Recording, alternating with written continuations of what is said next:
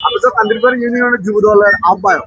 জি, হঠাৎ যে রাস্তায় যানজট নিরসনের কাজে লাকসাম মনোহরগঞ্জের এমপি মহোদয় জননেতা আবুল কালাম সাহেবের নির্দেশে আমরা লাকসাম উপজেলা যুব দলের আহ্বায়ক জিলুর রহমান ফারুক ও আনিসুর রহমান দুলাল ভাইয়ের নির্দেশে আজকে এই যানজট নিরসনে আমরা যাতে বিভিন্ন এলাকা থেকে ইউনিয়ন পর্যায়ে থেকে যারা আজকে বাজারে কেনাকাটার জন্য আসছে যাতে তাদের ভোগান্তি না হয়, আমরা ওই নির্দেশে ওই উদ্দেশ্যে আমরা এখানে কাজ করে যাচ্ছি। আমার টিম নিয়ে কান্দিরপাড় উত্তর ইউনিয়ন যুব দলের বিভিন্ন ওয়ার্ডের নেতৃবৃন্দকে নিয়ে আমার পক্ষ থেকে আমরা এখানে নিঃস্বার্থে স্বেচ্ছাসেবী হিসাবে আমরা যানজট নিরসনের জন্য কাজ করে যাচ্ছি।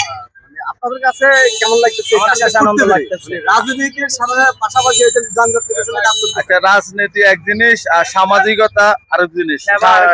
আমরা স্বেচ্ছাসেবক হিসাবে আমাদের জননেতা আবুল কালাম সাহেবের নির্দেশে বিশেষ করে লাকসাম উপজেলা যুব দলের আহ্বায়ক জিল্লুর রহমান ফারুক, সদস্য সচিব আনিসুর রহমান দুলাল ভাইয়ের নির্দেশে আজকে আমার কান্দিরপাড় উত্তর ইউনিয়ন যুব দল নিয়ে আমরা বিভিন্ন ওয়ার্ডের নেতৃবৃন্দ নিয়ে যে কাজ করতে আসি, আমি নিজ জনস্বার্থে আসলে নিজেকে খুব আনন্দিত এবং যারা আমার সাথে আজকে এখানে নেতৃত্ব আছেন, স্বেচ্ছাসেবী হিসাবে কাজ করছেন, তাদেরকে আমি অসংখ্য ধন্যবাদ।